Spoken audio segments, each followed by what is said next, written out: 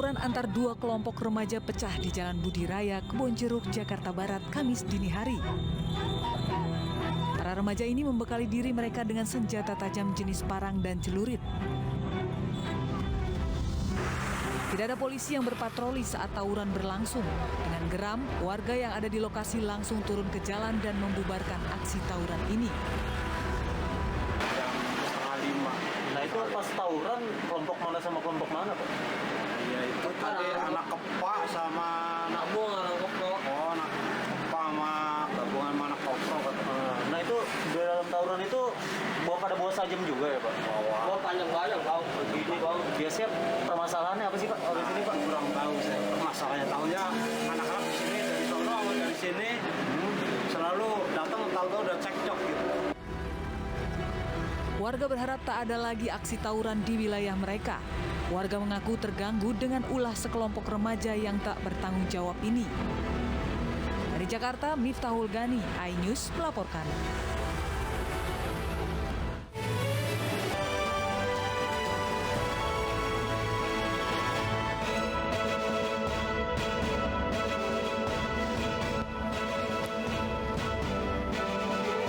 Selamat sore pemirsa, demikian tadi berita pilihan iNews Sore bersama saya Syafaati Suryo. Dan saya Davi Pratama. Pemirsa, kita awali iNews Sore dengan informasi terkait unjuk rasa menolak tuntutan Jaksa Penuntut Umum terkait kasus KDRT di Kabupaten Kediri, Jawa Timur ricuh. Masa makin kecewa setelah pihak pengadilan membatasi jumlah mediator.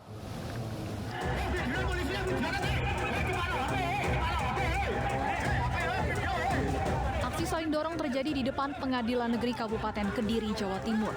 Masa aksi kecewa karena jumlah mediator yang dibatasi oleh polisi.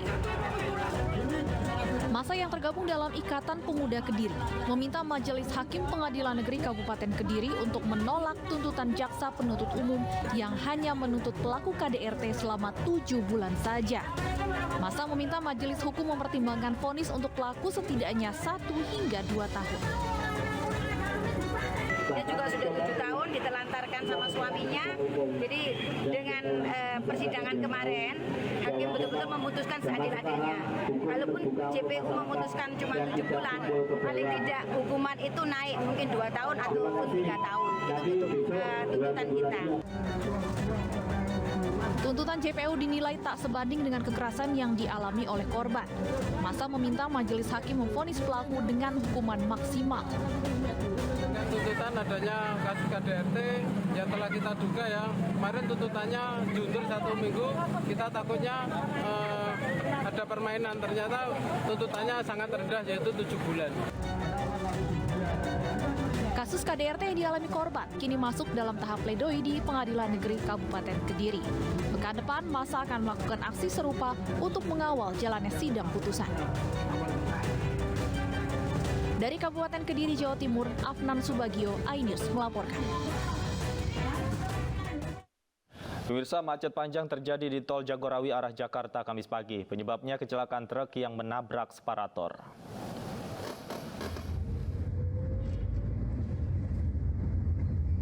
Batas jalan dan tiang rambu di kilometer 8 arah Jakarta. Evakuasi berlangsung selama 4 jam dan membuat kemacetan karena berbarengan dengan jam berangkat kerja. Kecelakaan yang terjadi Kamis dini hari diduga akibat supir mengantuk.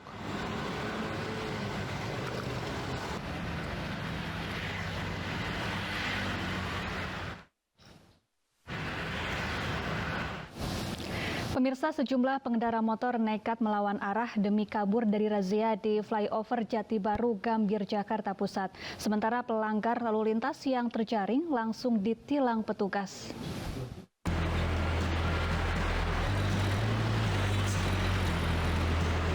Sejumlah pengendara motor berusaha menghindari razia yang digelar di flyover Jati Baru, Gambir, Jakarta Pusat dengan berputar arah serta melawan arus lalu lintas. Aksi pengendara motor ini mengabaikan keselamatan pengendara lain. Beberapa pengendara yang terjaring razia akhirnya ditilang. Razia lintas jaya yang digelar petugas gabungan kepolisian dan Dinas Perhubungan DKI ini untuk meningkatkan kesadaran masyarakat agar tertib berlalu lintas. Terusan Pak, saya mau ke pom bensin. Jadi kenapa nggak pakai helm, Bu? Saya lupa.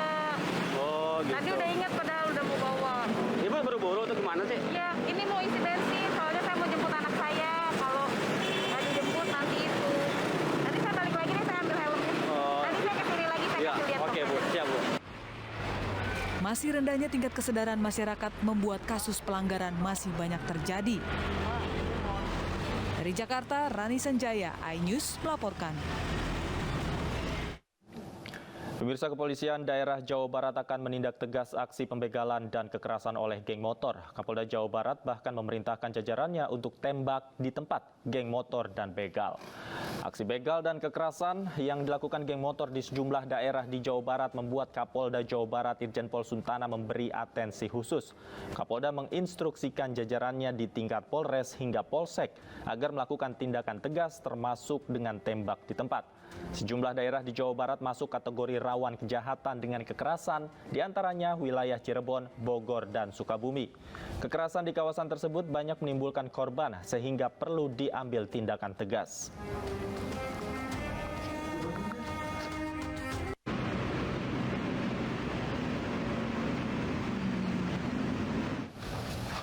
Bagaimana penerapan aturan tembak di tempat begal dan geng motor? Untuk membahasnya sudah bergabung bersama kami Kabid Humas Polda Jawa Barat, Kombes Pol Ibrahim Tompo. Selamat sore, Pak Ibrahim. Selamat sore, Baik, Mas Davi. baik. Pak Ibrahim, terkait atensi khusus yang diberikan oleh Kapolda Jawa Barat dengan geng motor ini, seperti apa nanti penerapannya di lapangan, Pak? Ya, jadi memang ini situasi yang cukup memprihatinkan ya, terutama dalam sisi Kamtibmas, di mana sebenarnya permasalahan-permasalahan ini disebabkan karena adanya gangguan-gangguan bagi masyarakat yang datangnya dari geng-geng motor atau kelompok-kelompok motor ini. Nah, untuk itu ini diatensi dengan adanya kasus yang sudah demikian marak sampai dengan adanya penganiayaan dan penyerangan-penyerangan bahkan dengan menggunakan senjata dan sudah banyak korbannya. Nah, dari kondisi tersebut akhirnya dilakukan evaluasi oleh Bapak Kapolda dan diatensi untuk melakukan tindakan agar bisa mengurangi permasalahan Kamtibmas ini. Nah, dari kondisi itu kita akhirnya menyusun suatu operasi dengan operasi dari sisi preventif dan juga represifnya. Nah, untuk preventif sendiri kita melaksanakan operasi Bina Kusuma dengan pola cara bertindak preemptif dan preemptif atau melakukan pencegahan. Kemudian yang kedua kita melaksanakan operasi Libas dengan orientasi cara bertindaknya dengan represif. Nah, dari kedua hal ini memang ada TO-TO yang kita sasarkan di mana seperti aksi-aksi kekerasan seperti curanmor, curas dan curat serta adanya geng-geng motor yang sering melakukan penyerangan-penyerangan. Nah, dari situasi ini memang kita juga tidak terlalu orientasi kepada represif semata, tetapi kita juga melakukan operasi dengan pola yang persuasif. Jadi pertama-tama kita melakukan upaya untuk melakukan pembinaan kepada anak-anak muda ini dan geng-geng motor ini untuk bisa membubarkan geng-geng motor tersebut dan juga melakukan pembinaan terhadap anak-anak muda yang tergabung di dalamnya. Namun apabila memang yang sudah masuk dalam kategori pelaku-pelaku kekerasan atau tindak pidana, ini betul-betul kita akan, inilah yang kita memberikan tindakan keras karena masyarakat sudah cukup resah dengan keberadaan geng motor ini yang sangat mengganggu Kamtibmas. Iya, kapan ini mulai dilaksanakan dan akan diterapkan di daerah mana saja? Apakah di seluruh wilayah Jawa Barat?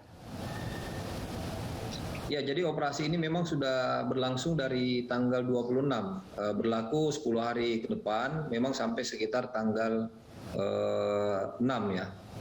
Nah, jadi kegiatan ini memang kita intens untuk melakukan kegiatan berupa patroli-patroli dan juga pencegahan-pencegahan, serta melakukan penindakan-penindakan terhadap target-target operasi yang sudah ditentukan. Karena memang ada beberapa kejadian yang sudah ada sasaran-sasaran yang harus kita ungkap. Oke, apakah ada wilayah-wilayah yang menjadi prioritas, Pak, untuk segera ditindaklanjuti terkait geng motor ini? Apakah seluruh wilayah di Jawa Barat juga menjadi perhatian khusus?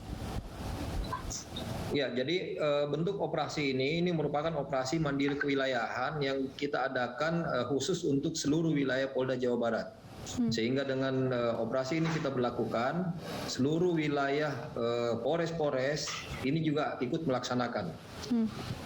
Ya, Pak Ibrahim, instruksi tembak di tempat ini apakah hanya untuk pelaku begal yang sudah masuk dalam target operasi atau seluruh pelaku begal yang misalnya ditemukan oleh polisi secara tiba-tiba di jalanan begitu?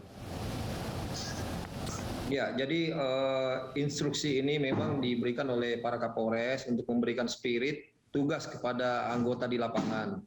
Dengan spirit tersebut, bahwa apabila memang ada permasalahan Kamtipmas yang mengancam jiwa atau keselamatan warga ataupun anggota, ini bisa dilakukan penembakan. Tetapi untuk penembakan tersebut juga ini otomatis tentu sesuai dengan aturannya yang ada, karena penggunaannya memang tertentu dan sesuai aturan, dan anggota juga sudah diberikan arahan tentang penggunaan senjata api tersebut.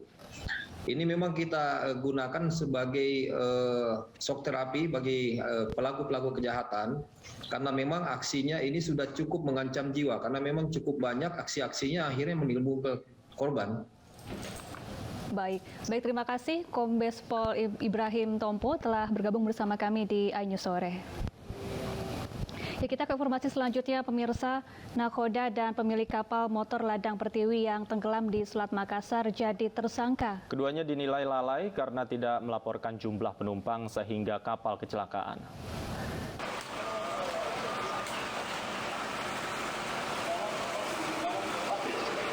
Setelah memeriksa 15 saksi, polisi menetapkan nahkoda KM Ladang Pertiwi Supriyadi dan pemilik kapal Syaiful menjadi tersangka.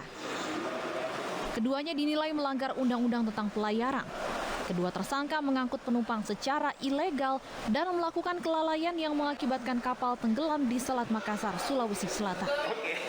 Jadi sekarang sudah ditahan, satu orang ditahan di rutan Tirtahti, satu orang masih diamankan di rumah karena hukumannya tidak kurang dari 5 tahun. Dan mereka ini kenapa bisa sampai ditersangkakan?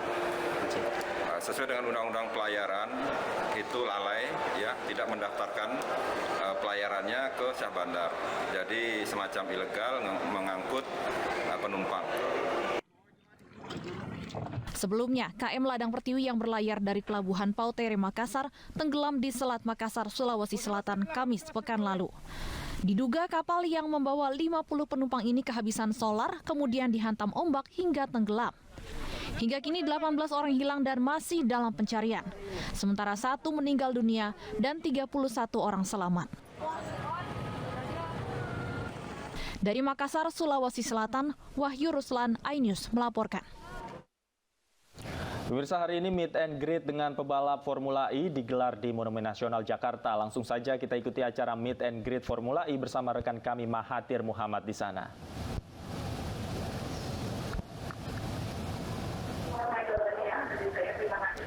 Ya, baik. Mahathir, bagaimana situasi meet and greet Formula E pada sore hari ini? Apakah antusiasme peserta untuk bertemu pembalap hingga sore hari ini masih terlihat? Ya, tapi untuk antusiasme dari rekan-rekan media, juga dari seluruh komite dan juga seluruh peserta, ya pastinya ini cukup luar biasa karena memang yang datang ke acara meet and greet dari seluruh pembalap Formula E ini memang cukup terbatas dikarenakan awak media dan juga memang sudah terdaftar di sebelum hari ini. Namun juga untuk saat ini memang sesi conference sudah dimulai. Dari saat ini sesi conference sudah dimulai di depan sana sudah ada dari Gubernur DKI Jakarta yaitu Bapak Anies Baswedan, dan juga ada Bapak Ahmad Riza Patria yaitu Wakil Gubernur DKI Jakarta, dan juga ketua IMI dan juga selaku ketua RPR yaitu Bapak Bambang Susatyo yang juga sudah hadir. Selanjutnya tidak lupa ketua Formula E Jakarta Indonesia yaitu Bapak Ahmad Saroni, juga Direktur Utama Japro Bapak Widi Mas Nasto, dan Chief Champion Officer Formula and Co founder dari Formula E, yaitu Mr. Aldo Colombo, juga salah satu pembalap Formula E saat ini sedang mengambil prospek, utama awak media. Tempat backgroundnya yaitu adalah monumen nasional. Memang walaupun saat ini sedang diguyur hujan yang cukup deras, namun antusias festival ini tetap berlangsung. Namun tadi saat sebelum festival ini berlangsung, tadi telah dilakukan seremoni oleh Gubernur DKI Jakarta untuk mengangkatkan bendera atau memulai start ibaratnya simulasi atau juga simbolis di bagaimana nantinya ajang balap ini dimulai. Tadi dimulai oleh salah satu pembalap, dan salah satu pembalap dari Formula E ini memacu kendaraan yang khususnya yaitu di sekitaran panggung dan juga di sekitaran selanjutnya diikuti oleh safety car Formula E, yaitu salah satu pembalap juga memulai atau melaju di kawasan Monas, sehingga memang ini adalah salah satu kegiatan untuk nantinya menyambut dimulainya dari ajang Formula. Baik, terima kasih Mahathir Muhammad melaporkan langsung dari kawasan Monas, Jakarta.